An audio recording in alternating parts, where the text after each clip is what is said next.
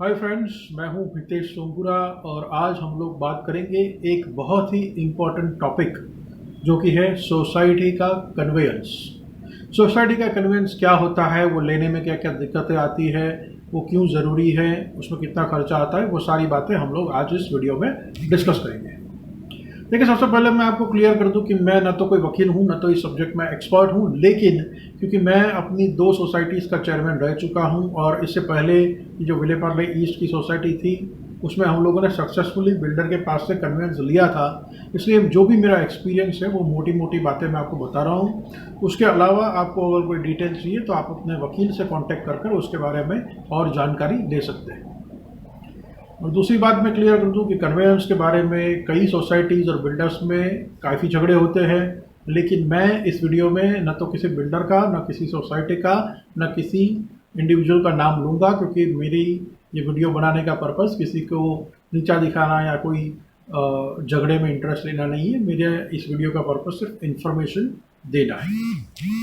अब दोस्तों, सबसे पहले हम लोग देखते हैं कि कन्वेंस होता क्या है।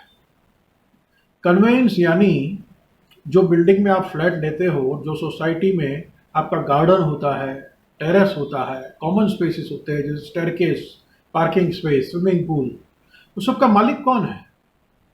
जब तक सोसाइटी का कन्वेंस डीड नहीं हो जाता तब तक ये सारी कॉमन स्पेसेस का मालिक जो है वो बिल्डर है, सोसाइटी नहीं है। सोसाइटी जब कन्वेंस बिल्डर से ले लेगी तो ऑफिशियली वो इन सारी चीज़ों की मालिक हो जाएगी सोसाइटी। अब कन्वेंस लेने के फ़ायदे क्या है? तो ये कन्वेंस लेने का फ़ायदा सबसे बड़ा तो ये है कि जैसे ही सोसाइटी कन्वेंस लेती है कि ये जगह का जो टाइटल होता है वो एकदम क्लियर हो जाता है। मतलब कई सोसाइटीज ऐसी है मुंबई में, बड़ी शानदार सोसाइटीज़ है, हज़ार फ्लैट की सोसाइटी है, सारी एम्यूनिटीज़ है, लेकिन उसका जो लैंड है उसके ऊपर आप रेरा की साइट पर जाकर देखोगे 10-10, 15-15 केसेस चल रहे हैं। तो जब आप कन्वेंस लेते हो तो ये सारे केसेस वगैरह का सॉल्यूशन हो गया है। मतलब आपके पास कन्वेंस है तो जगह की मालिक जो है वो सोसाइटी प्रॉपर्टी बन चुकी है। वो एक पहला फ़ायदा है। दूसरा फ़ायदा ये है कि जब सोसाइटी आपको फ्यूचर में रीडेवलप करानी होगी तब आपके पास अगर कन्वेंस होगा तो आप बिना बिल्डर पर डिपेंडेंट रहे आप सोसाइटी रीडेवलपमेंट कर सकते हो। और तीसरा फ़ायदा ये है कि सोसाइटी का जो वैल्यू है, आपके फ्लैट की जो वैल्यू है, वो कन्वेंस होने के बाद 10 to 15% बढ़ जाएगी। मतलब 2 बिल्डिंग बाजू बाजू में एक जैसे है एक ही लोकेशन पे, तो जो बिल्डिंग का कन्वेंस नहीं होता उससे जो बिल्डिंग का कन्वेंस होता है उसकी वैल्यू ज़्यादा है, लोग उसमें फ्लैट लेना ज़्यादा पसंद करते हैं। अब बिल्डर कन्वेंस सोसाइटी को क्यों नहीं देता? क्योंकि बिल्डर को उसकी जो सोसाइटी की जो FSI होती है वो अगर उसे फ्यूचर में कुछ और मिलती है तो वो उसमें से पैसा कमाना चाहता है। रीडेवलपमेंट के वक्त भी अगर उसने कन्वेंस नहीं दिया तो सोसाइटी से वो रीडेवलपमेंट के वक्त भी पैसा कमाना चाहता है। और तीसरी बात, बिल्डर का ईगो प्रॉब्लम होता है। बिल्डर को कभी कभी अपने पार्टनर के साथ भी ईगो प्रॉब्लम होता है, कभी कभी सोसाइटी मेंबर्स के साथ भी ईगो प्रॉब्लम होता है। हालांकि सब बिल्डर ऐसे नहीं होते, कुछ बिल्डर अच्छे भी होते हैं, सामने से कन्वेंस दे भी देते हैं, लेकिन ऐसा 90% सोसाइटीज़ के पास आज की तारीख में भी कन्वेंस नहीं है। अब दोस्तों, कई सोसाइटीज़ में मैंने ऐसे डिस्कशन देखे हैं और कई सोसाइटी में लोग कुछ ऐसा सोचते रहते हैं कि भाई बिल्डर हमें कैरम रूम बना के देने वाला था लेकिन उसने नहीं दिया, या बिल्डर ने अभी पेंटिंग का काम कंप्लीट नहीं किया, तो वो जब करेंगे, वो सब काम खत्म होगा, तब हम बिल्डर से कन्वेंस की बात करेंगे।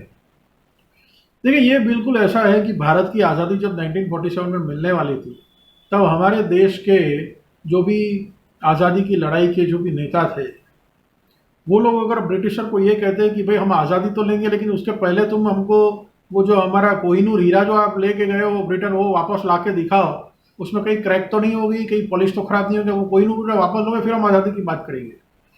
अब देखिए, ब्रिटिशर को तो फ़ायदा हो जाता है। ब्रिटिशर तो बोलते हैं हाँ ठीक है, बड़ी अच्छी बात है, हम तो कोहिनूर हीरा वापस लाते हैं, 15-20 दिन का टाइम दो और फिर कोहिनूर हीरा आप चेक कर लो और उसके बाद आज़ादी की बात करेंगे। वो 15-20 दिन में तो क्या, 15-20 साल में भी कोहिनूर हीरा कभी वापस नहीं लाएंगे और आज़ादी देश को कभी मिलेगी नहीं। उनको तो एक्सक्यूज़ चाहिए, वो तो एक्सक्यूज़ देते रहेंगे।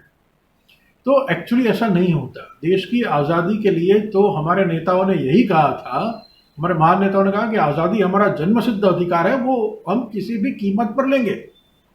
तो वैसे ही सोसाइटी को भी ये कहना चाहिए कि कन्वेंस तो हमें चाहिए ही चाहिए, उसमें हमें कोई इफ्स एंड बट्स है ही नहीं, कोई कंडीशन हम मानेंगे ही नहीं। आप हमें कन्वेंस जितना जल्दी हो सके दे दो, हमें 1 घंटे की भी देरी नहीं चाहिए, हमें कन्वेंस अभी का अभी चाहिए, उसकी प्रोसीजर आप शुरू करो। और कभी कभी ऐसा भी होता है कि बिल्डर एक्सक्यूज देता है कि भाई आपके एक मेंबर ने अपनी कार जो है मेरे गैरेज में पार्क की है, ना मैंने मुझे उसने गैरेज के पैसे दिए, ना मैंने उसे अलॉटमेंट लेटर दिया, उन्हें ऐसे ही गैरेज में गाड़ी पार्क कर दी है। तो जब वो गाड़ी निकालेगा तब मैं आपको कन्वेंस दूंगा, उसके बाद दूंगा। तो ये भी बिल्डर की भी कोई ऐसी कंडीशन हो, एक्सक्यूज हो, तो सोसाइटी को एक्सेप्ट नहीं करनी चाहिए। सोसाइटी को कहना चाहिए कि आपका जो प्रॉब्लम है वो एक इंडिविजुअल मेंबर के साथ है, वो आप उसके साथ निपट लो, सोसाइटी का उसे कोई लेना देना नहीं है, सोसाइटी को तो कन्वेंस चाहिए। हाँ, देश को आज़ादी मिलने के बाद अगर हमें कोहिनूर हीरा आज वापस चाहिए तो आज भी हम लोग ब्रिटेन से बातचीत कर सकते हैं, उनके ऊपर डिप्लोमेटिक प्रेशर लगा सकते हैं, या जो भी उस फील्ड में लोग हैं वो उसके बारे में सोचेंगे। लेकिन वो देश की आज़ादी मिलने के बाद कुछ किया जा सकता है। लेकिन देश की आज़ादी मिलने से पहले अगर हम ब्रिटिशर को कहते हैं कि नहीं भाई, हमें पहले कोहिनूर हीरा दिखाओ, आपने जो रेलवे ट्रैक बिठाया उसके सब स्क्रू वगैरह टाइट करो, सब साफ सफाई करो, उसके बाद हम आज़ादी की बात करेंगे, उसके बाद आप देश छोड़ के जाना, तो वो तो उनका फ़ायदे की बात हो गई।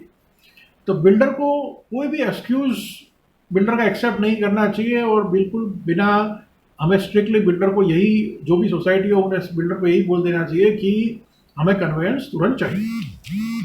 और एक बात है कि इसमें सोसाइटी के मेंबर्स, जो जनरल बॉडी के मेंबर्स होते हैं, उसकी कन्वेंस के लिए क्या ड्यूटी है या क्या उन्हें करना पड़ता है।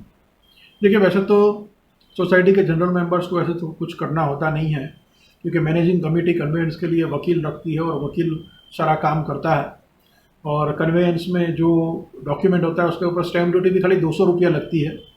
और उसमें अगर किसी ने फ्लैट की स्टैम्प ड्यूटी अगर कम भरी है फ्लैट बिल्डर से परचेस करते वक्त, तो वो एडजुडिकेशन में जाता है, और तब एडजुडिकेटर जो होता है वो बोलता है कि भाई ये स्टैम्प ड्यूटी कम भरी गई है, तो उसकी स्टैम्प ड्यूटी आपको कन्वेंस के टाइम भरनी पड़ेगी, जो जो लोगों ने कम भरी है स्टैम्प ड्यूटी वो। लेकिन आजकल के ज़माने में ऐसा होता नहीं है, क्योंकि सब लोगों ने स्टैम्प ड्यूटी ठीक ही भरी होती है। तो सोसाइटी के मेंबर को सिर्फ इतना करना है कि अपने एग्रीमेंट की एक कॉपी सोसाइटी ऑफिस में देनी है, और दूसरा, अगर 8-10 हज़ार रुपया जो कन्वेंस का खर्चा आता है पर मेंबर, वो सोसाइटी की एजीएम में प्रेजेंट किया जाएगा, और वो जब प्रेजेंट किया जाए तो उसे अप्रूव करना है, तो मैनेजिंग कमेटी अपने हिसाब से कन्वेंस बिल्डर से ले सकती है। तो उसे मैनेजिंग कमेटी के साथ कोऑपरेट करना है कि कन्वेंस लेने में कभी कभी 1 साल भी लगता है, 2 साल, 5 साल लग सकते हैं, लेकिन ये बिल्कुल ऐसा है जैसे आज़ादी की लड़ाई थी भारत की, वैसे ही कन्वेंस की लड़ाई भी कुछ इस तरह से कई सोसाइटीज़ में चलती है। मुंबई में कई सोसाइटीज़ के पास ओसी भी नहीं है। तो कन्वेंस के बारे में मोटी मोटी बातें यही हैं, और उसके अलावा अगर आपको कोई भी सवाल हो तो आप ज़रूर मुझसे पूछ सकते हैं कमेंट्स में। Thank you.